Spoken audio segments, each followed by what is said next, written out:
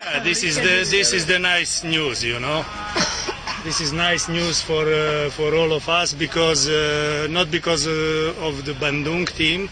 This is nice news that Persipura Jayapura can compete in Champions League of Asia, and we must support this because now start to be changed situation in Indonesian football. That's why they can compete in AFC. That's why this league start to be more valid than before. But this is very good for Persib. You know, we must sometimes you know, we are playing 5 days before or not.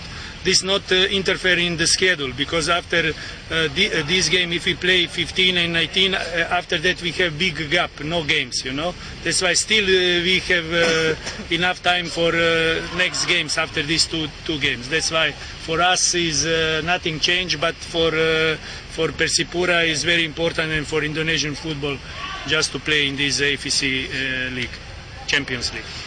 No, they cannot, because if it's this break for 15 days not to have games, this can interfere make interference in the form, but this cannot. This is good for us, maybe because of some injured players can recover fully for this time, and this is benefit also for us.